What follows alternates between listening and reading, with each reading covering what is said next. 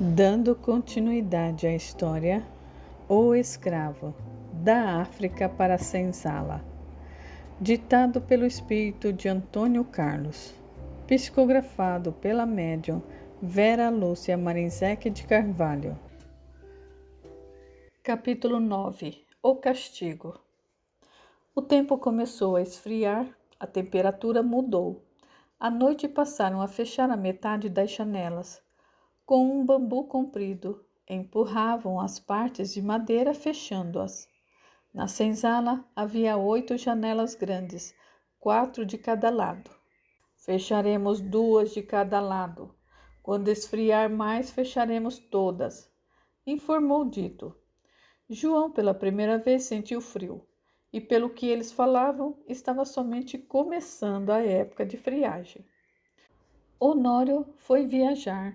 Levou novamente Simão e, quando voltaram, este contou. O senhor Genaro quer casar. Escreveu para o padre perguntando por candidatas a noivado. O padre nos pediu para esperar pela resposta. Ficamos hospedados numa casa grande, onde se paga por isso. Capataz Honório ficou num quarto dentro da casa e eu dormi num cômodo no quintal. Fiquei sem fazer nada e pude andar pela cidade. Conversei com outros escravos e com o Sombra. Ri muito dele, que continua contando vantagens. O padre chamou o capataz Honório para conversar e, quando ele voltou da igreja, falou: Vamos embora, tenho a resposta para o senhor. O padre escreveu uma carta informando sobre 3 pretendentes e como será feito o dote. Paga-se pela noiva? Perguntou Dito. Negocia-se, respondeu Simão. Esses casamentos são negociados. Pelo que eu entendi, às vezes, é o pai da noiva que dá dinheiro ao noivo. O padre descreveu as moças e, quando chegamos à fazenda, o capataz Honório falou: Você está de folga o resto do dia e amanhã. Talvez tenhamos que voltar e eu vou levá-lo novamente. Com certeza o senhor Genaro irá escolher a noiva. Deus nos ajude para que escolha uma boa pessoa, desejou Bastião. 2 dias depois, Honório, à noite, entrou na senzala e falou: Amanhã cedo viajaremos. Você, Simão, irá conosco e também Dito. Acompanharemos o senhor Genaro à vila. Januário irá junto. Contratamos Miguel e mais 2 capitães do mato, pistoleiros, para nos proteger. Bastião, cuide para que tudo dê certo. Amaro ficará responsável pela fazenda. Quando Honório saiu, comentaram: O senhor com certeza voltará noivo. Quem será a noiva? Será que ficarão muito tempo ausente? Logo faremos a colheita do café. Amigos, falou Bastião, vamos fazer de tudo para não contrariar o feitor Amaro. Sabemos que ele é rígido e que sente prazer em castigar. Comentaram por horas as novidades e dormiram mais tarde. No outro dia viajaram e todos tentaram obedecer o feitor Amaro, que ficou mais arrogante e exigente. 6 dias depois, Januário e Dito voltaram. À noite, Dito contou as novidades. Na vila, o senhor resolveu conhecer as pretendentes na missa do domingo. Ficaram com ele o capataz Honório, Simão e, para ajudá-la a se vestir, o Pitucho. Vi a cidade, lugar bonito. Não gostei dos pistoleiros, dos capitães do mato que viajaram protegendo o senhor. Eles transmitem algo de ruim, desagradável. Acompanharam-nos e ficaram para trazer o senhor de volta à fazenda. A maioria das pessoas parece ser o que realmente é, opinou Bastião. Eu não entendi, falou o crioulo. Nossa vibração, explicou o velho escravo. Energia é boa ou não, conforme os nossos atos. Penso que esses homens, pela sua profissão de perseguir os negros, tenham cometido muitas ações maldosas e isso fica neles como um lodo. E as pessoas mais sensíveis sentem. Podem enganar, fingir ser o que não são, porém não podem mudar a sua energia. Pessoas boas irradiam algo agradável, deduziu o dito. Em pessoas que fazem maldade, a energia é desagradável. É isso. Sim, respondeu Bastião. Quem sabe sentir a energia de outra pessoa não é enganado. Eu senti medo desses homens, confessou Dito.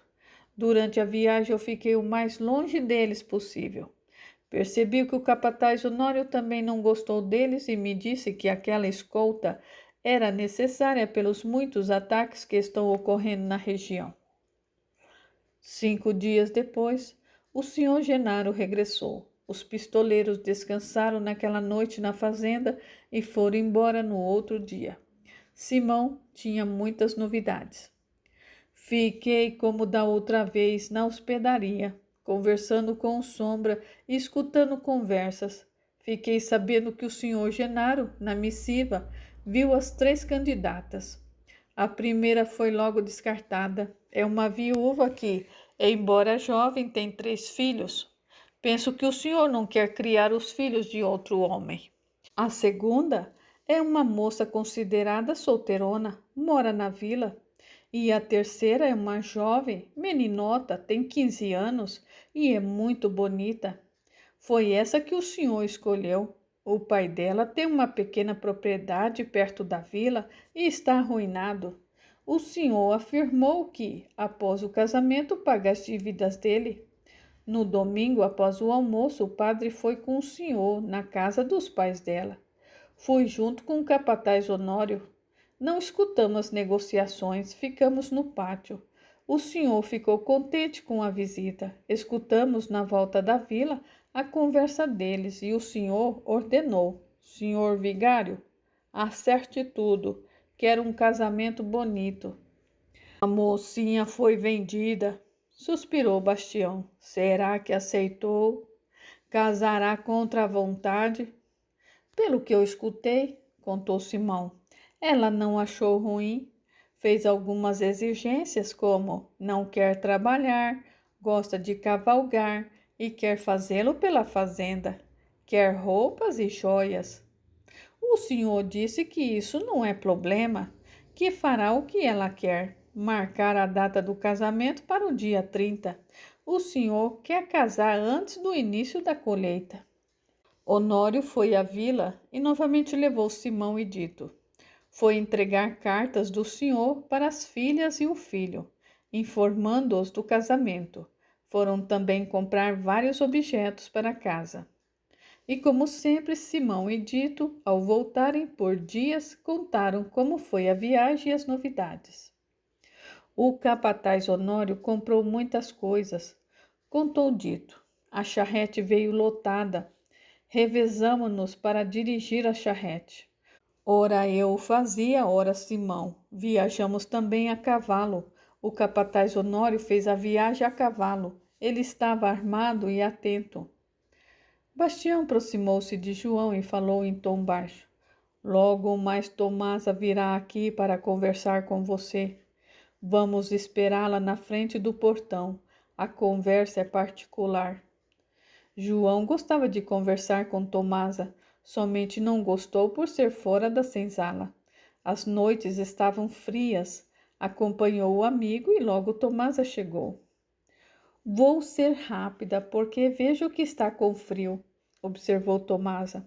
João, meu irmão me contou dos seus comentários sobre o nosso espírito voltar a viver em corpos carnais diferentes. Poderia me falar sobre isso? João pensou por alguns instantes e respondeu. Não havia prestado atenção nesses comentários quando estava na minha aldeia. Penso que esses assuntos eram restritos a algumas pessoas somente. Preso, esperando para viajar no navio e depois num galpão, eu tive por companhia Dali, filho do líder do lugar em que eu morava e que estava certo de que substituiria o pai. Dali é uma pessoa boa e foi ele quem me falou sobre isso. Arrependo-me por não ter indagado mais. Naquele momento eu estava preocupado com as minhas dificuldades. Dali falava que o nosso espírito, quando o corpo de carne e ossos morre, sobrevive. O espírito vive por uns tempos na terra da luz ou da escuridão e depois volta para continuar vivendo num outro corpo que se forma na barriga da mãe. Podemos ir e voltar muitas vezes, e quando fazemos maldades na outra volta, podemos sofrer para aprender a ser boas pessoas. Isso faz sentido, exclamou Tomasa. Isso é maravilhoso. Explica as diferenças que existem no mundo. Tomasa, você irá falar sobre esse assunto com as outras pessoas? Perguntou Bastião. Não, respondeu ela. Eu penso que não é aconselhável. Se escravos souberem disso, poderão até programar o que irão fazer ao renascer. Irão querer provavelmente ser senhores. Os senhores não acreditarão, repelirão a ideia de que poderão vir a ser negros e escravos. Eu penso que esses ensinamentos ainda sejam para poucos ou para espíritos com mais entendimento. É somente isso que eu sei sobre essa volta do espírito, falou João. Ajudou bastante, exclamou Tomasa. Agradeço. Penso que isso deve ser verdade. Após saber disso, é que eu entendo porque existem homens livres e outros escravos. Se tivéssemos somente uma oportunidade de viver no corpo carnal, essa diversidade seria injusta. Deus age com justiça. Ele é justo? Penso que sim. Então tem que haver explicações para essas diferenças e as nossas voltas em corpos físicos é a melhor explicação que eu já ouvi. Foi bom falar com você. Estou, após ouvi-lo, mais fervorosa e aliviada por compreender que Deus nos ama igualmente. Vai descansar. Boa noite. Tomasa voltou para a casa grande e os dois para a senzala. Na noite seguinte, Pitucho veio visitá-los e João perguntou: Você que viaja sempre com o senhor e escuta muitas conversas deles, explique por que ele tem medo de ataques. Muitos escravos conseguem fugir. Pitucho respondeu: Porém, a vida desses fujões continua difícil. Se estamos aqui na fazenda vivendo mais ou menos, é melhor permanecer. Os fujões se agrupam nas montanhas, nas matas e fazem moradias. Esses lugares se chamam quilombos. Não é fácil viver nesses locais. Tem que continuar trabalhando, tem que plantar para comer. Eles comem somente o que plantam? Perguntou Nhô. Eu penso que não, respondeu Pitucho. Eles caçam e pescam. Tem que fazer abrigos, construir cabanas. Acostumados com sal e com açúcar, não os têm e sente falta. Também não possuem roupas. Aí, para viver melhor, roubam, principalmente os viajantes. Libertam escravos e os convidam a ir com eles. Nada é fácil, nem como escravos e nem vivendo nos quilombos. A vantagem é que não se vai para o tronco, mas eles não têm como sustentar preguiçosos, e esses, pelo que eu ouvi dizer, são banidos. Ninguém quer conviver com vagabundos. Faz tempo que você não conta a história dos ataques. O que vieram de navio ainda não escutaram? Pediu Inhô. Pitucho não se fez de rogado. Ele dramatizava a narrativa, às vezes levantava, fazia gestos, mudava o tom de voz, o que fazia todos ficarem atentos. Faz ano que isso ocorreu. Os senhores ainda comentam esse fato. Eu penso que talvez seja para não se descuidarem e serem atacados. Não longe daqui, nessa parte do Brasil, que é muito montanhosa, estão sempre fugindo os negros e formando agrupamento, como vocês sabem. Nessa época, havia vários quilombos nas montanhas, lugares difíceis tanto de ir como de encontrar. Os fazendeiros contrataram um bando de homens brancos armados com fama de serem caçadores de negros para recuperar escravos fugitivos ou eliminá-los, evitando que esses os roubassem e desmotivando a fuga dos cativos. Eles roubavam lavouras, animais e libertavam muitos escravos quando entravam nas fazendas. Esses homens foram a muitos quilombos e houve um terrível massacre. O bando armado invadia esses agrupamentos e matavam homens, mulheres e crianças. Como iriam receber por negros mortos, eles cortavam as orelhas e levavam como provas dos assassinatos. Muitos quilombos escaparam e quando o bando de assassinos foi embora, após receber o pagamento, os escravos se reuniram e resolveram se vingar. Desceram as montanhas, atacaram algumas fazendas, humilharam feitores e senhores, fazendo-os de cavalos. Muitas vezes morreram. Pitucho calou-se. Ficaram todos por alguns segundos calados. Tanta desgraça! Exclamou Simão. Não deveriam, opinou Bastião. Violência atrai violência, mas é isso que ocorre. Escravos maltratados fogem para sobreviver, eles roubam e até matam. Os brancos reagem normalmente com violência e quando os negros conseguem, revidam. O ideal seria não haver escravos e ninguém oprimir o outro, João suspirou. E depois, o que foi que aconteceu? Perguntou Simão. Os fazendeiros, respondeu Pitucho, se armaram, contrataram mais empregados, alguns passaram a tratar melhor os escravos para que esses não fugissem. Ainda bem que nessa fazenda não se contrataram pistoleiros. Os quilombolas também resolveram não se exceder nos ataques, não vir às fazendas e aí roubam os viajantes. Por isso, o senhor viaja com escolta, concluiu o crioulo. Se esses negros fugitivos virem os jagunços, os capitães do mato acompanhando os viajantes, não atacam porque sabem que estão em desvantagem. João ficou impressionado com a história que escutou e demorou a dormir. No outro dia, ao chegarem do trabalho, ficaram sabendo que Isaías, um jovem escravo, ia ser castigado. Temos ordem para assistir, avisou Bastião. Foram para o pátio onde Isaías estava preso no tronco, amarrado pelos pulsos com os braços erguidos, o rosto encostado na madeira. Todos os escravos em silêncio ficaram perto uns dos outros para ver o castigo. Januário, com o chicote na mão, falou alto. O senhor Genaro mandou que Isaías fosse castigado com 15 chibatadas.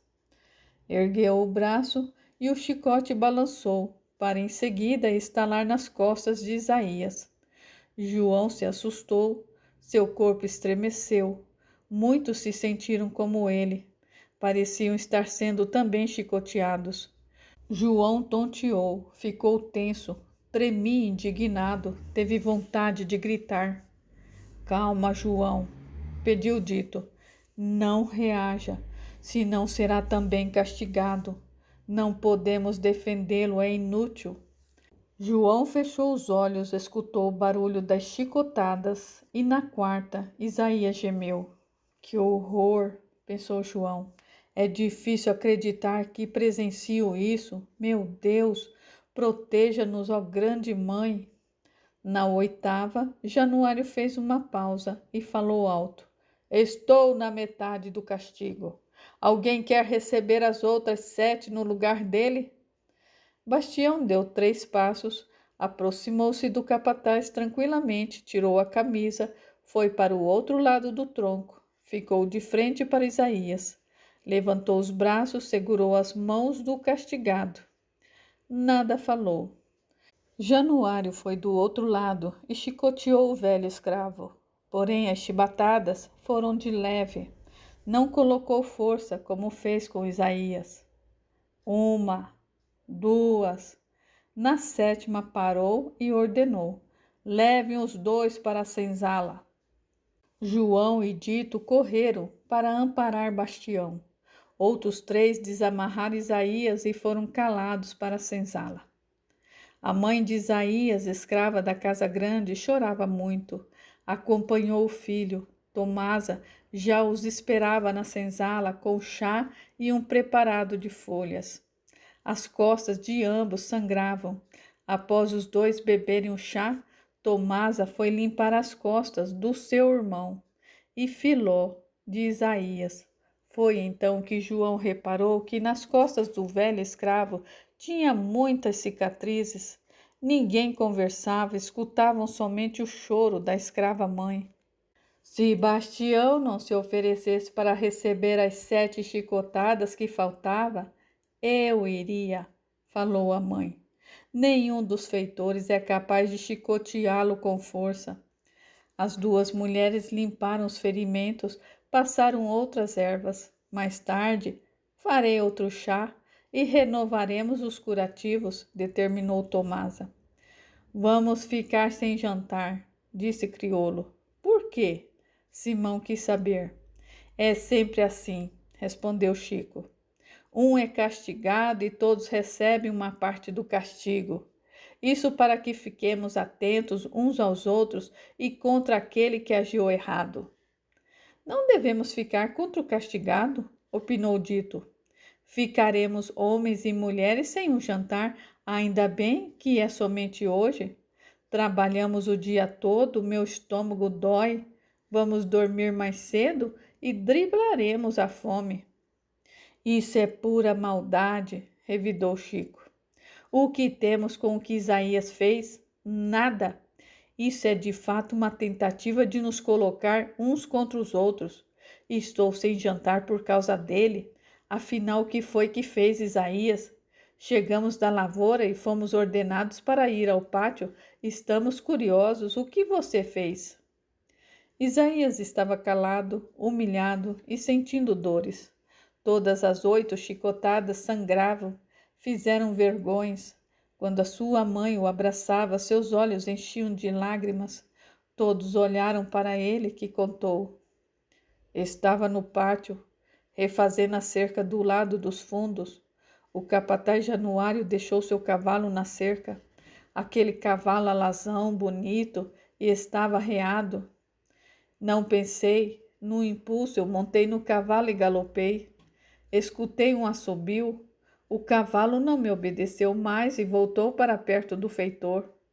Desce, preto! Ladrão! Ia fugir? Gritou ele. Pegou-me pela camisa e me puxou, caí no chão. Ele nem me olhou, pegou as rédeas e se afastou com o cavalo. Foi à procura do senhor. Logo os dois retornaram e o senhor me olhou e perguntou: o que você ia fazer? Fiquei sem saber o que responder. Gaguejando fiz: senhor, perdoe-me. Quis somente cavalgar um pouquinho. Nunca montei num cavalo. Queria muito. Pensei que ninguém fosse me ver. Ia dar somente uma voltinha. O feitor interferiu. Não ia fugir? Não, senhor, não ia. O senhor pensou um segundo e ordenou 15 chibatadas e que eles fiquem sem jantar. Amarre-o no tronco, o castigo será quando todos voltarem da lavoura. Isaías estava de cabeça baixa. De fato, era uma boa oportunidade de fugir, disse Chico. Mas não se pode fugir sem planejar. Para onde iria? Como escapar dos capitães do mato? Eu não pensei nisso. Eu vi o cavalo e quis montá-lo. Se o cavalo não tivesse voltado, eu teria ido embora, falou Isaías. O cavalo do capataz Januário, disse Criolo, é de fato um belo animal, bem cuidado e obedece o seu dono. Pelo jeito não gosta que outra pessoa monte nele. E você, não sabendo para onde ir, teria facilmente capturado. E aí o castigo seria muito pior. Isso se os capitães do mato não o matassem. Normalmente eles matam com crueldade. O senhor também ordenou que eu fosse para a lavoura. Não devo ficar mais trabalhando na sede. Isaías chorou. Dói muitas chicotadas? Perguntou Simão. O que você acha? É claro que dói. Estão doendo muito, lamentou Isaías.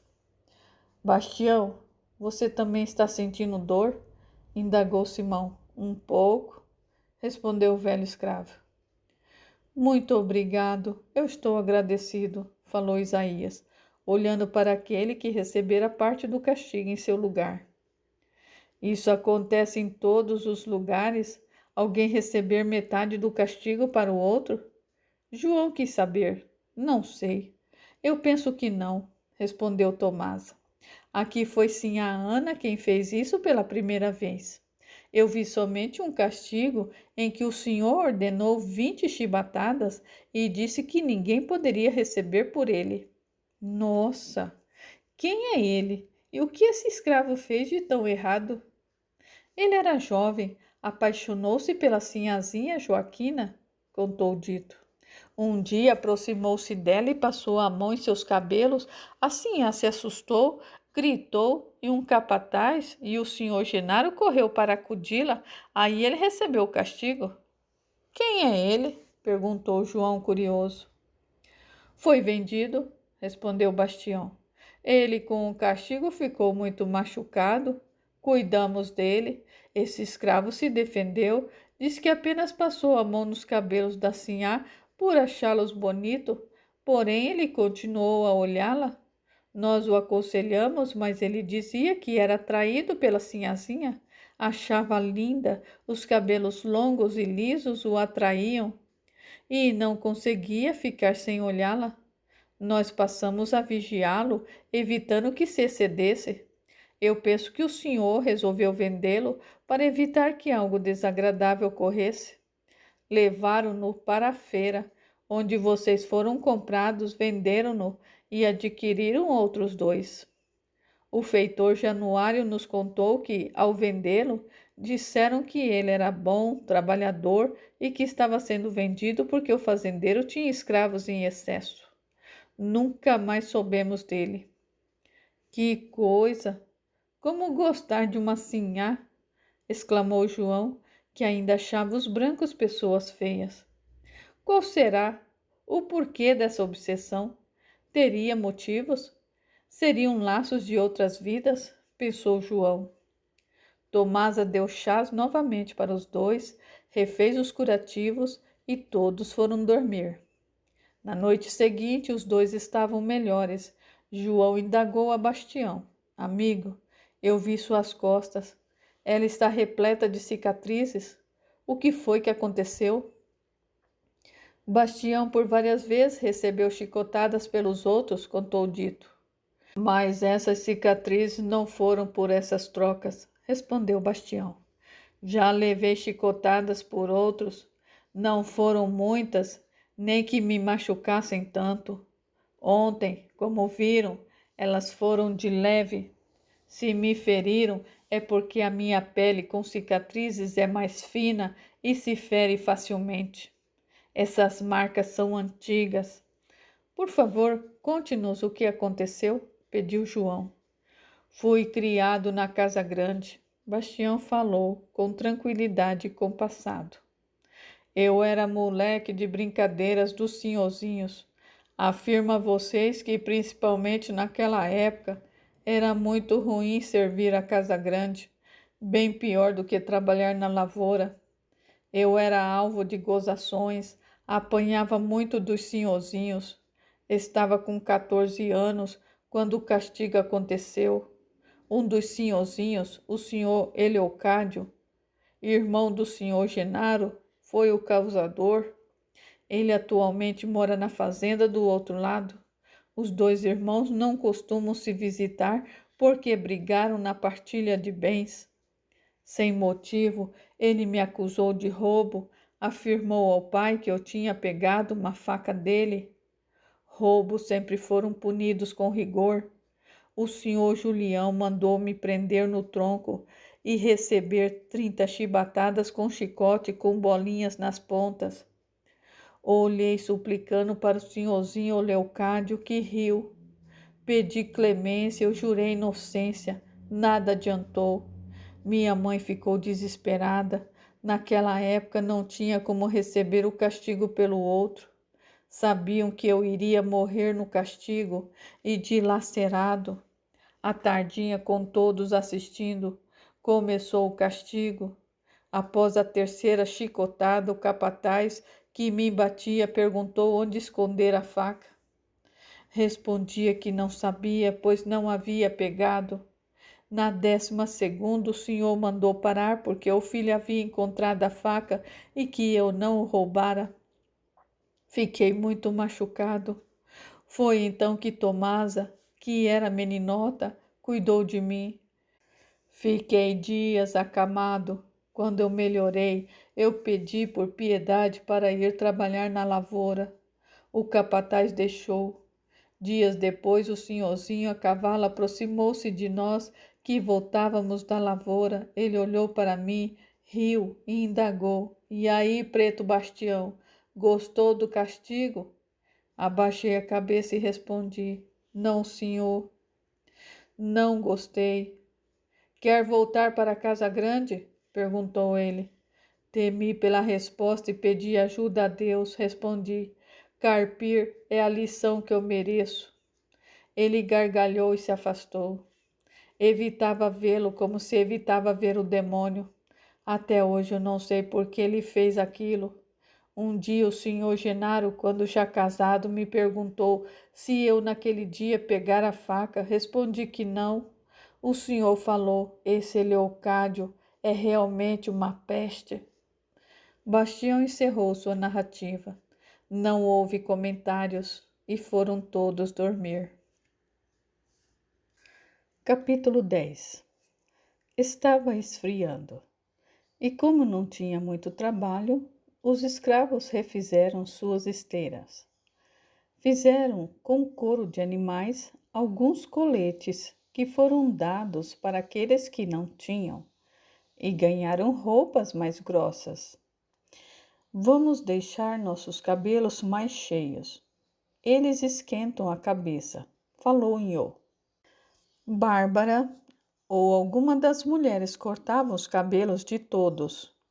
Costumavam fazer isso nas tardes de domingo. Com uma faca afiada, aparavam-os. No inverno, costumava cortá-los menos, deixando-os mais volumosos. A atividade na casa grande foi intensa. O senhor Genaro, querendo agradar a jovem noiva, embelezou os jardins, o pomar, refez as cercas, limpou a casa grande. O senhor, contou Tomasa, mandou Bárbara e eu tirarmos tudo o que era da sinhá Ana do quarto do casal, guardar nos baús e deixá-los no quarto em que estão objetos que são usados de vez em quando.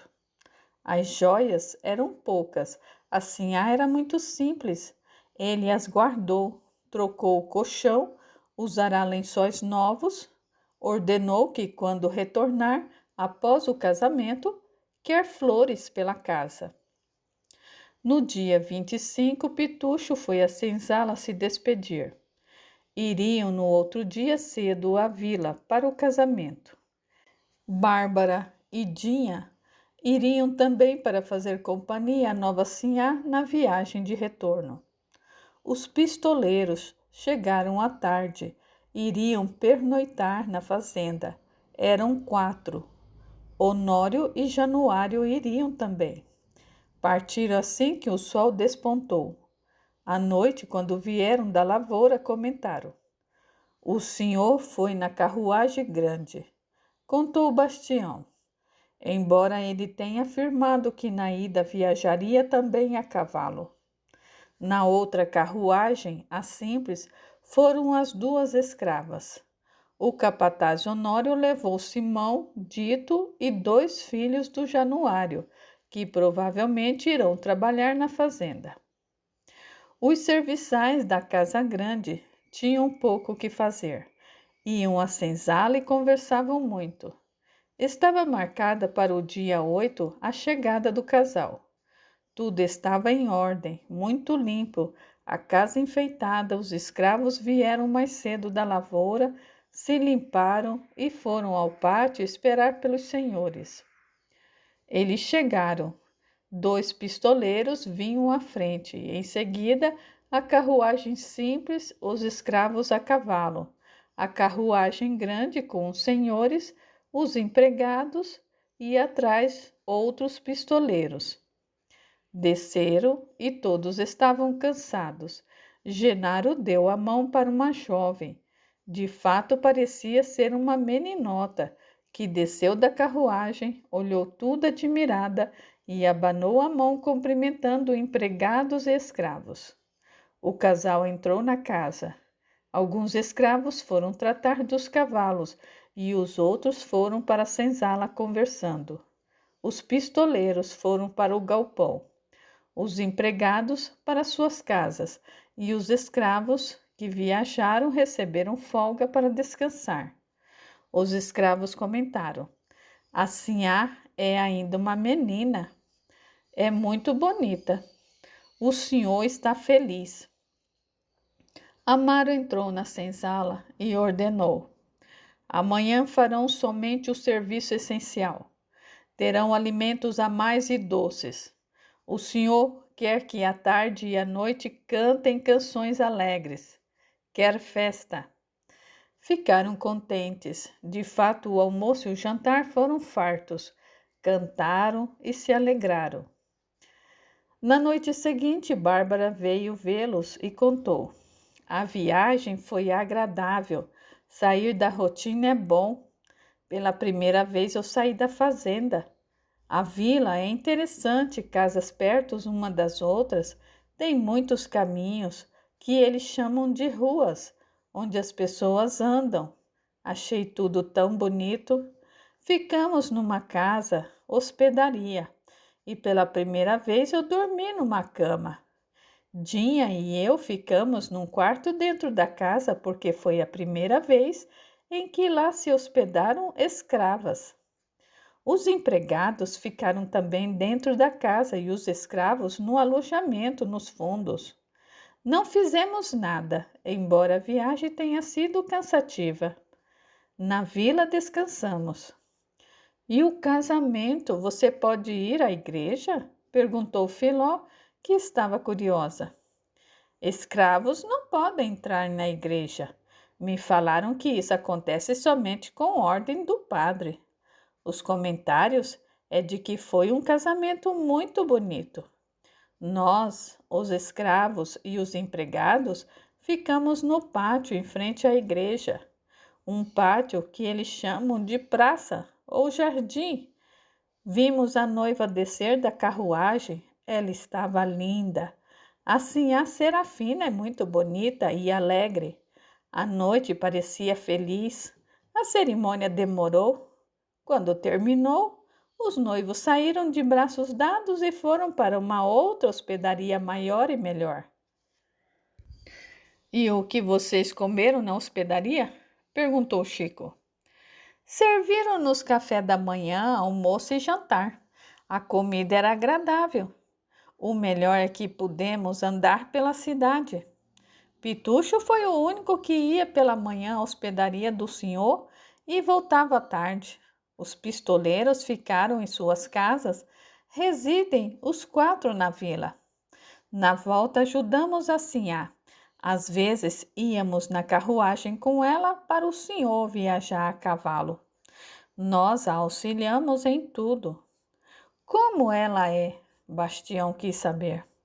Podemos nos alegrar e sossegar nossos corações. A sinhá é alegre, canta, ri, conversa. Quis saber como é a vida na fazenda. Foi educada conosco, falou para nós: meu marido e eu vamos viajar. Ele ainda não sabe, mas vamos. Quero ir de navio à Europa. Europa? O que é isso? Perguntou Nhô.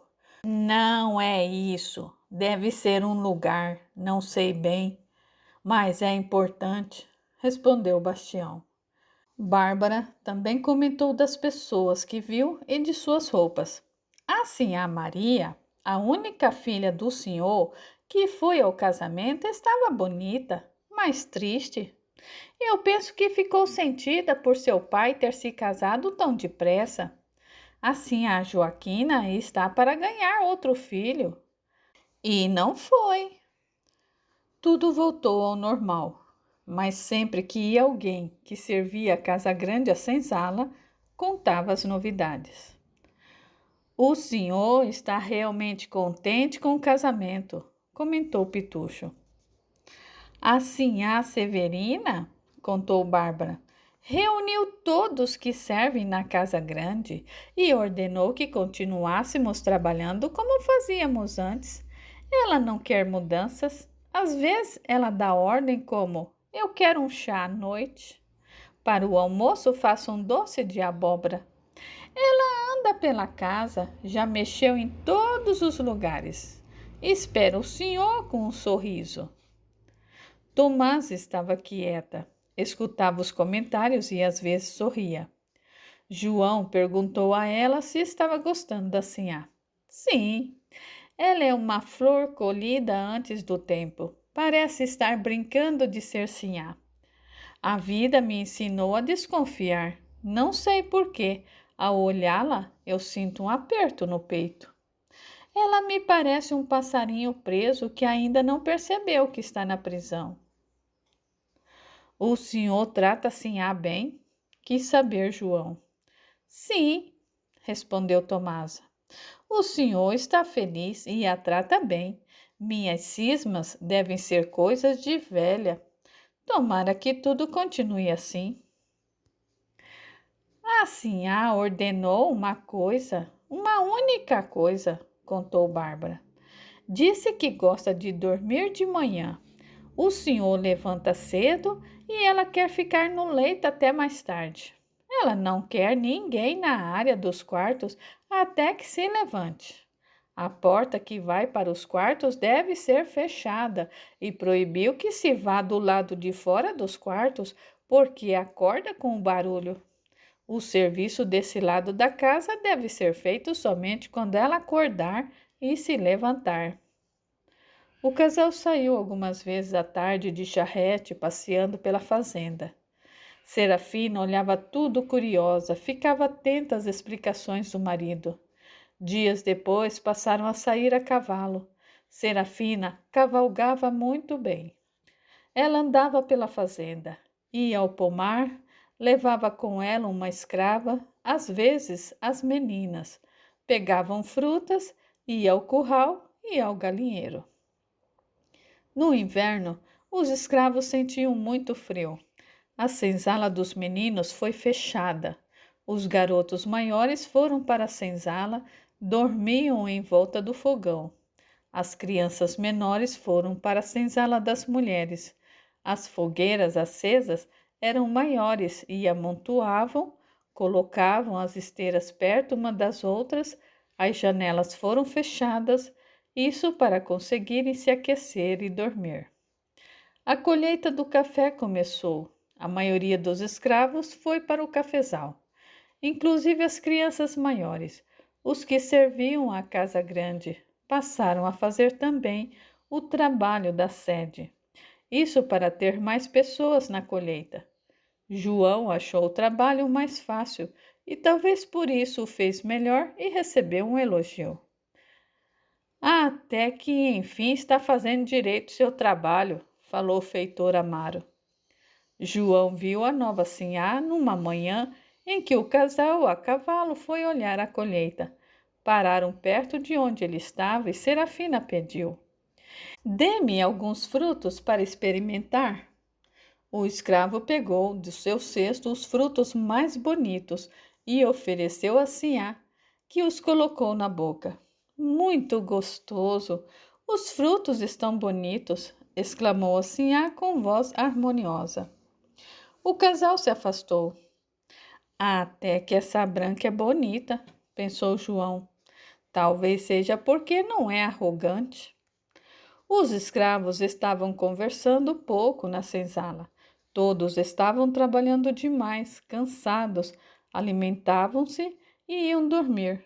Mas João notou que Bastião estava preocupado e lhe indagou: o que acontece, meu amigo? Está cansado? O trabalho aumenta muito na colheita. Tenho ajudado olhando as crianças e cozinhando na senzala. Está tudo bem. A colheita será farta. e o que o incomodava era o frio. A temperatura era baixa e à noite, na madrugada, o frio era intenso. Tudo deu certo na colheita, e quando o senhor deu por encerrada a colheita, determinou 2 dias de folga.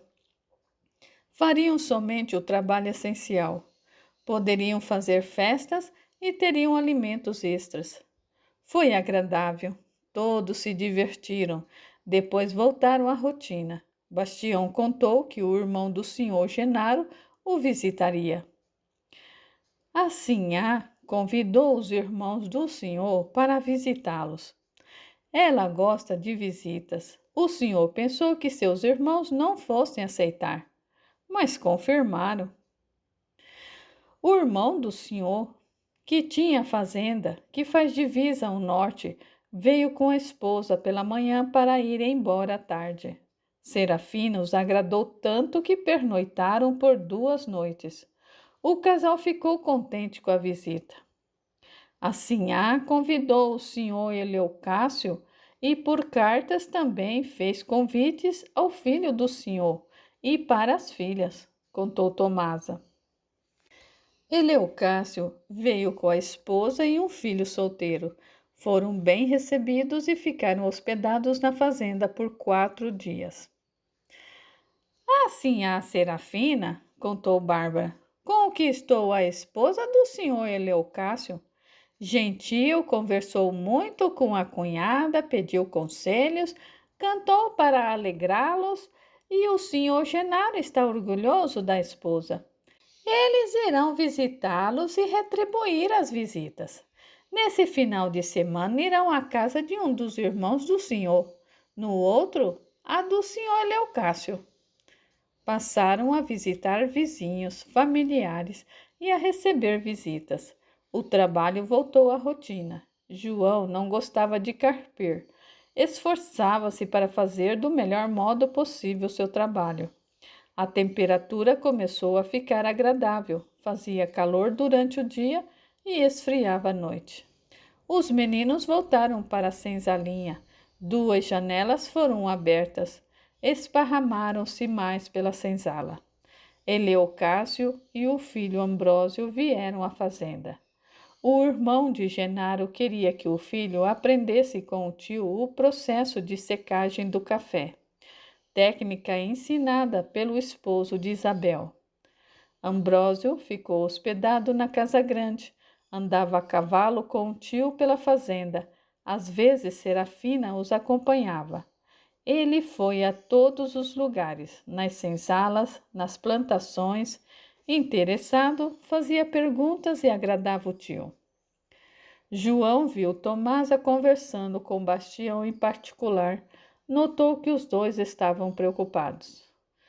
Sinhá levanta sempre depois do senhor. Às vezes o sobrinho também dorme até mais tarde, comentou Bárbara. Numa tarde, Januário e 2 empregados estavam procurando uma vaca. Aproximou-se de João e mais 2 escravos que carpiam um cafezal e ordenou: uma vaca está para dar cria. Às vezes ela se esconde. É perigoso porque os bichos podem comer o bezerro. Estamos procurando-a. Vocês 3, larguem o trabalho para nos ajudar a procurar.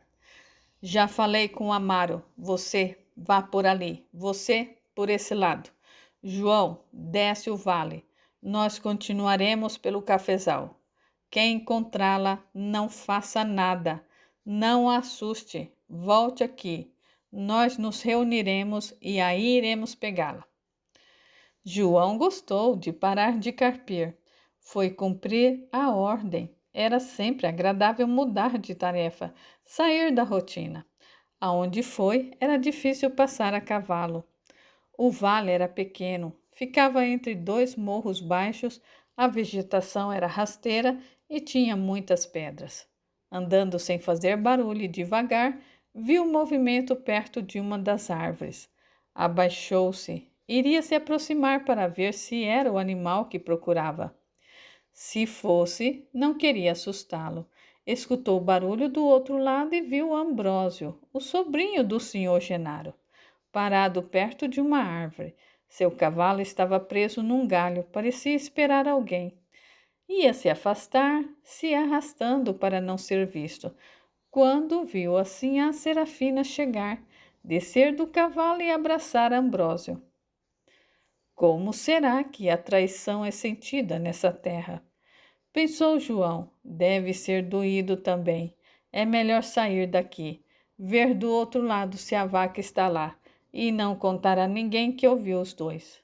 Em todos os lugares é o fraco quem paga. Arrastou-se, ao perceber que não seria visto pelos dois amantes, levantou-se, e aí viu o senhor Genaro a cavalo trotando devagar. Passava pelo estreito caminho acima do vale e parecia procurar alguma coisa. Será que o senhor está procurando a vaca? Pensou João. Não, isso é serviço dos empregados e do escravo. Procura é a esposa. Ai, se ele encontrar os dois, o que fará? Abaixou-se novamente, arrastou-se e foi para onde estava. Falou num tom que pensou que os dois escutariam. Sinhá, seu marido está vindo para cá a cavalo. Escutou o barulho. Os dois se levantaram, arrastando-se, e João entrou no meio do capim alto. Procurou ficar bem escondido e quieto. A sinhá passou a cavalo, subiu pelo estreito caminho e logo avistou o marido. João escutou. Serafina, por que veio aqui? Esse lugar de difícil acesso. Eu queria conhecê-lo. Que bom encontrá-lo. Volta para casa comigo. O casal se afastou. Escutou um barulho. Percebeu que Ambrósio voltava por outro caminho, o mesmo por onde viera. Aproximou-se do local onde pensou ter visto a vaca. Realmente era ela e estava com o bezerrinho. Sem fazer barulho, voltou rápido para o cafezal. Deu a notícia de que vira o animal. Nossa, comentou Juvenal, você se arrastou, sujou e se arranhou. Monte nesse cavalo, irá nos mostrar onde está. João gostou muito de montar no cavalo, acompanhou os empregados, mostrou onde a vaca estava e ajudou a tirá-la de lá com o bezerrinho. À noite contou o fato como se fosse uma grande aventura. Para ele foi, porém nada falou do que viu. 3 dias depois, fazia pouco tempo que chegaram ao cafezal. Um escravo veio galopando e trazia outros 3 cavalos com ele. Feitor Amaro, gritou Truim. Trago uma ordem. Conversou com o feitor, que depois de ouvi-lo, falou em tom alto. Atenção, todos os escravos, aproximem-se. Simão, dito Inho, montem nos cavalos e vão para a sede com Truim. Rápido! Assim que os 4 partiram, Amaro falou para todos. Vamos voltar para a sede. Aconteceu uma tragédia. Pegou fogo em algum lugar? Na senzala? No galpão? Na casa grande? Perguntou Chico. Não pegou fogo em lugar nenhum, respondeu Amaro. Por que você acha que é fogo? Eu pensei, somente nos chama se é para um trabalho extra, disse Chico. É melhor saberem, falou o feitor.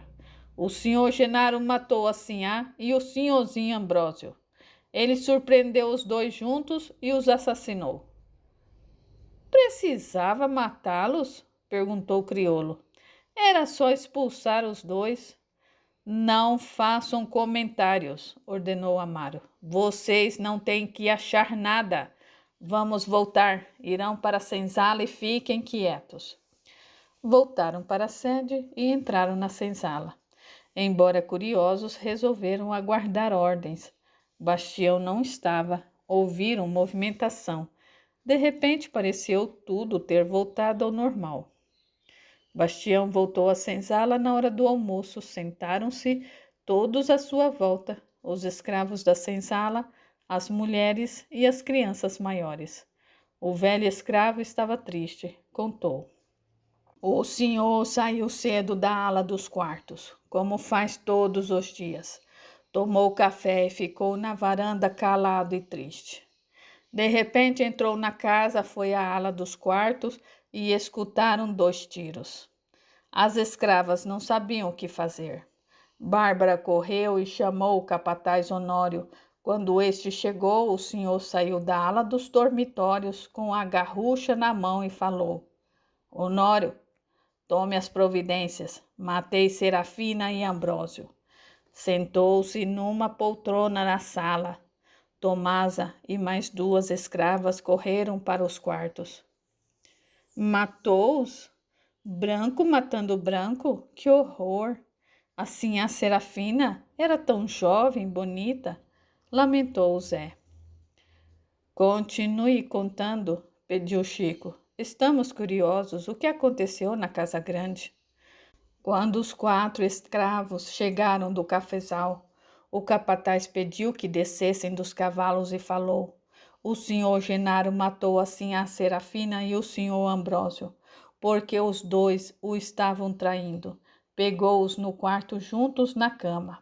É isso que terão de falar. Inhô, vá à fazenda do senhor Eleucácio e lhe dê a notícia. Peça a eles que venham buscar o corpo do moço. Vá a cavalo, galope. Na volta, pode vir devagar.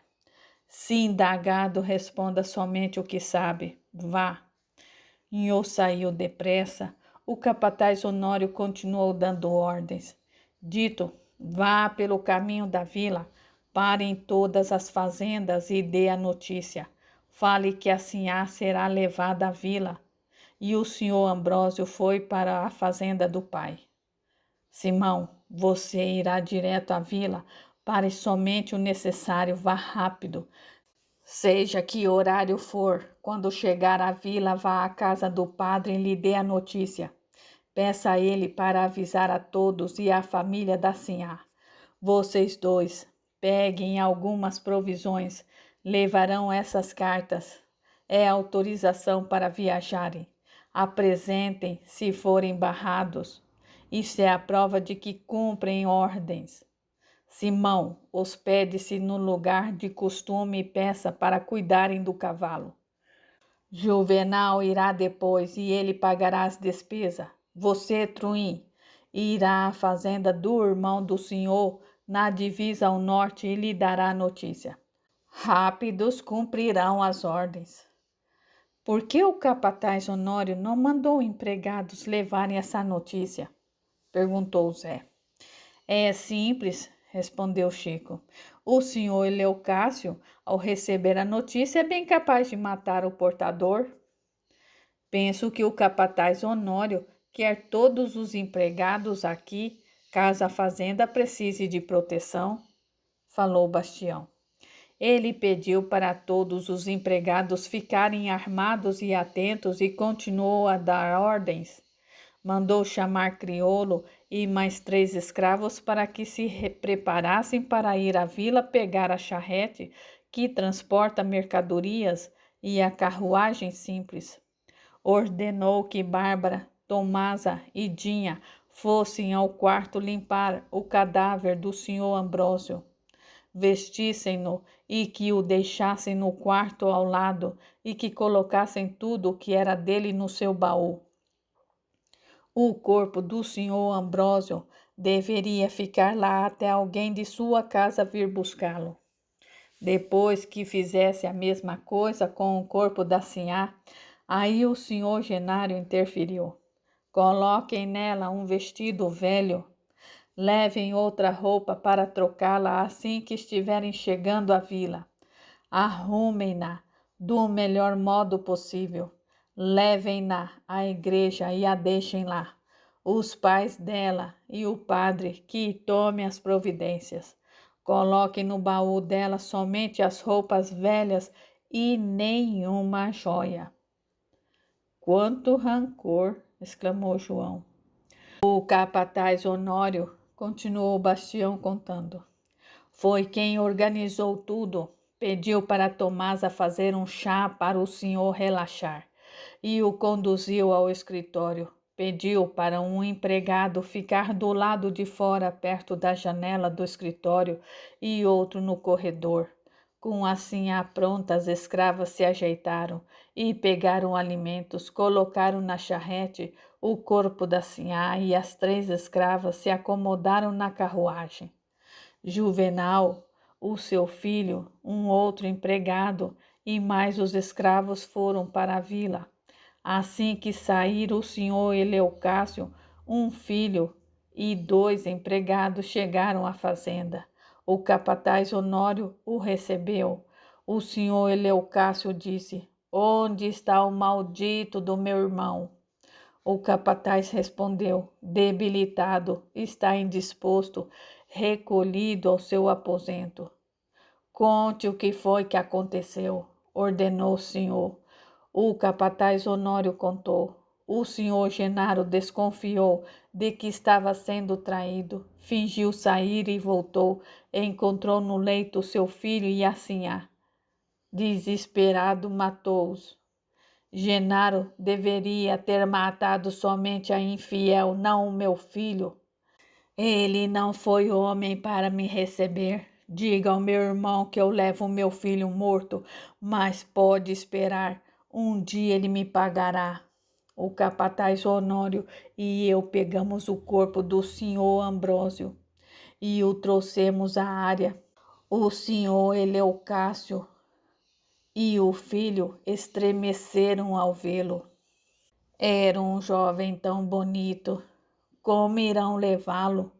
Perguntou o capataz. Os senhores se olharam e o capataz Honório achou a solução. Posso colocá-lo na carruagem? Sim, respondeu o senhor. O senhor Eleucácio me olhou. Senti que me reconheceu. Por um segundo ficamos nos olhando. Foi naquela mesma varanda que um dia ele me acusou. O senhor virou a cabeça. Rápido o capataz e Lourenço arrumaram a carruagem, colocaram o corpo do senhor Ambrósio nela e Lourenço a dirigiu. Foi um alívio vê-los partir e o outro quando vinham retornar. Conte para nós, senhor, o que aconteceu na fazenda do senhor Eleucácio, pediu João. Foi somente quando eu vi o senhor Eleucácio que eu senti medo e percebi o perigo. Cheguei na fazenda galopando, fui recebido por um capataz. Tive de repetir 3 vezes a notícia até que eu fui conduzida à área da casa. O senhor falou: repita devagar o que aconteceu. Respirei e tentei falar devagar. O capataz Honório me mandou aqui com o recado de que o senhor Genaro matou a sinhá Serafina e o senhor Ambrósio, o seu filho, porque os encontrou no quarto, na cama. Eles o estavam traindo. O senhor deu um grito: maldito, 1000 vezes maldito. Chamou pelo outro filho e me olhou. Pensei que ia me matar. Ordenou: suma daqui. Virei, corri, montei no cavalo, galopei até a porteira e voltei mais devagar. Amaro entrou na senzala e deu ordens. Fiquem atentos. Se virem algo estranho, avisem. Não trabalharão, nem hoje nem amanhã. Não me deem problemas nessa situação. O castigo será cruel. Bastião, cuide de todos. Você será o responsável pelos escravos. Genaro não saiu de casa. Comentaram que estava dormindo. Honório colocou empregados e até alguns escravos para fazer guarda. À noite, Lourenço contou como foi dirigir a carruagem à fazenda do senhor Eleucácio. O senhor foi calado. Estava todos tenso. Quando chegamos, tiraram o corpo do senhor Ambrósio e o baú da carruagem e ordenaram que voltasse. É uma boa ocasião para fugir, exclamou Chico. Não faça isso, aconselhou Bastião. Prevendo desavenças entre senhores, capatazes, empregados e pistoleiros, estão atentos. Depois, para onde ir, encontrará algum quilombo? Como sobreviver por essas matas e montanhas? Onde se esconder? Se alguém fugir, Bastião será castigado. Lembrou Tonho. Nos 2 dias seguintes, os escravos trabalharam na sede. O senhor saiu da casa, estava abatido, andou a pé pelos pátios. Dito retornou. O senhor não lhe perguntou nada. Ele falou na senzala que todos os vizinhos se horrorizaram com a notícia. O senhor Ambrósio foi enterrado na fazenda. Parentes que moravam próximos e vizinhos foram ao enterro. A mãe dele estava inconsolável. 5 dias depois, Januário, os empregados, os escravos, a charrete e a carruagem voltaram à fazenda. À noite, mesmo cansados, contaram as novidades. Fui parado somente uma vez, contou Simão. Um senhor com empregados, ao me ver, apontou uma arma para mim. Falei alto. Não estou fugindo. Aqui está a autorização. Estou indo à vila avisar ao padre da tragédia que ocorreu na fazenda Morro Alto. O senhor se interessou. Que tragédia? Quando falei, ele fez algumas perguntas e ordenou. Vamos voltar à fazenda. Mudei de planos. Iremos à vila. Vá, preto, cumprir a ordem que recebeu. Na vila, eu fui à casa do padre. O Sombra foi quem me recebeu e disse que o vigário estava descansando. Insisti para chamá-lo, ele negou. Falei alto e o padre veio à sala. O que está acontecendo aqui? Perguntou o vigário. O senhor Genaro matou a sinhá Serafina e o senhor Ambrósio, respondi. O quê? O padre sentou-se.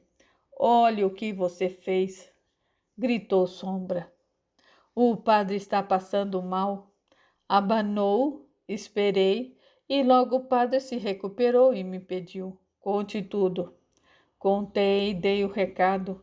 O capataz Honório mandou o senhor tomar as providências, organizar o enterro. Estão trazendo o corpo da sinhá para a vila. O corpo do senhor Ambrósio foi para a fazenda do pai dele. Falou também para avisar aos pais da sinhá e a todos da vila. É verdade mesmo o que fala, escravo? Perguntou o padre. É sim, senhor. Tenho aqui autorização para viajar. Se for mentira, corto sua língua e eu faço comê-la.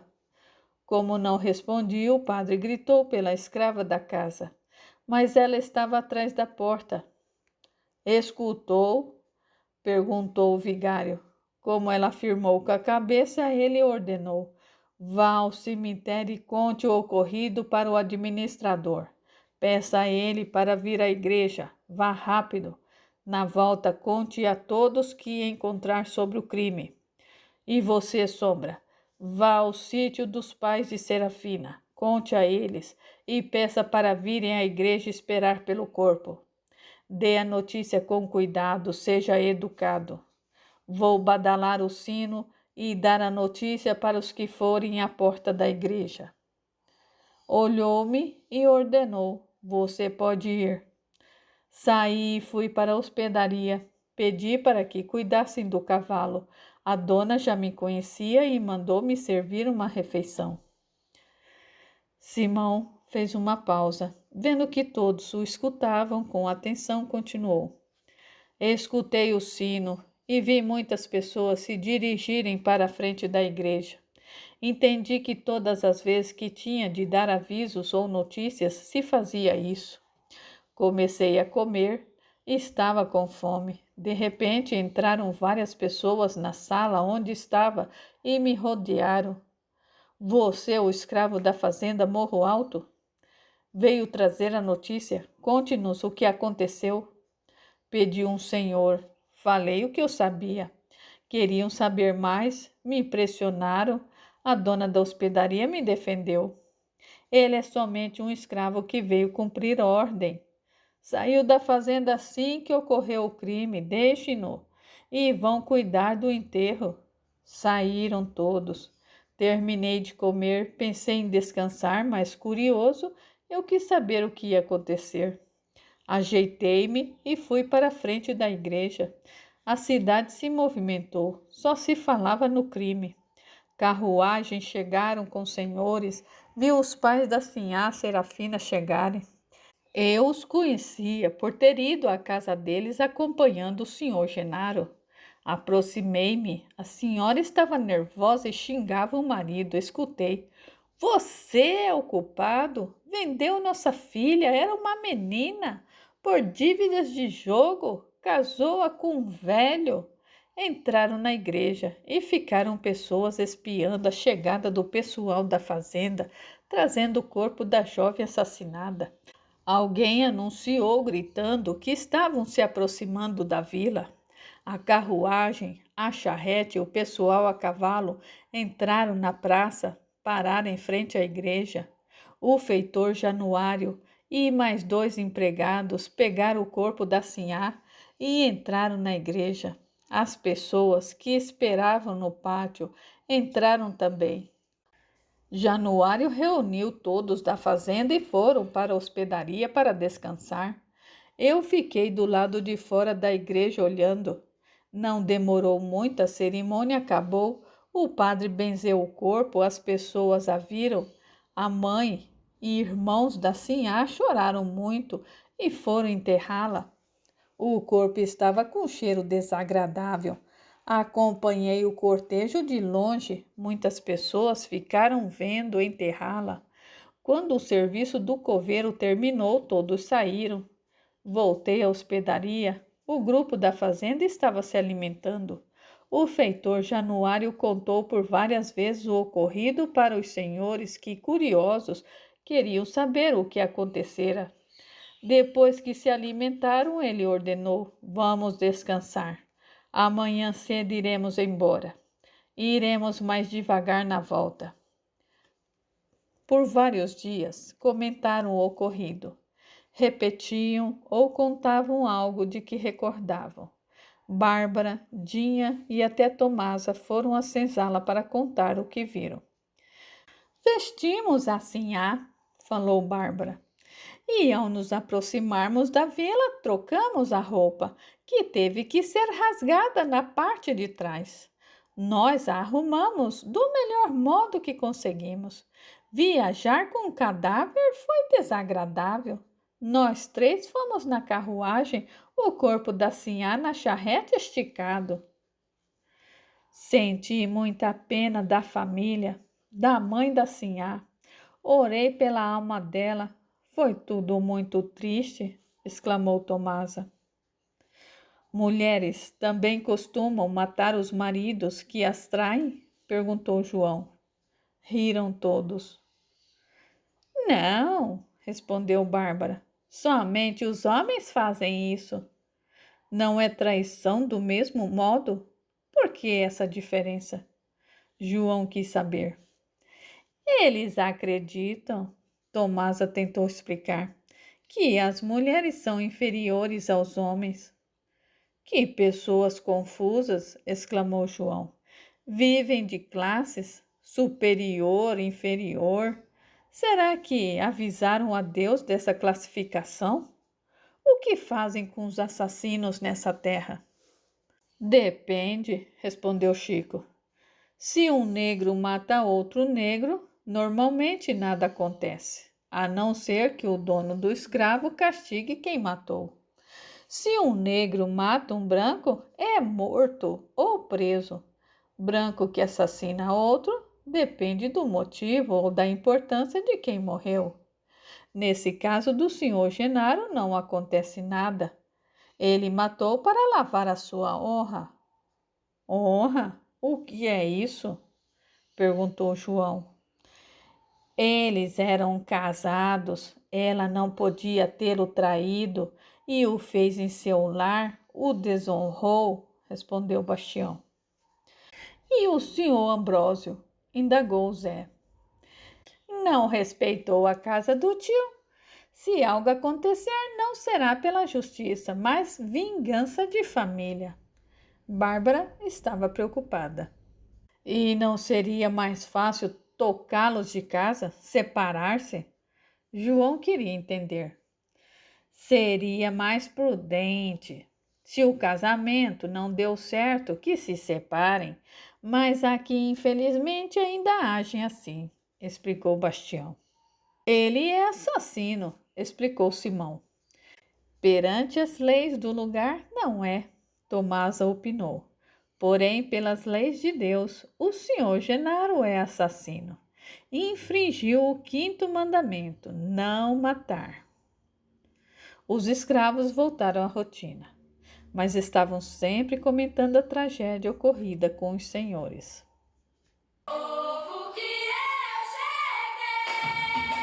Aguardem, a história continua.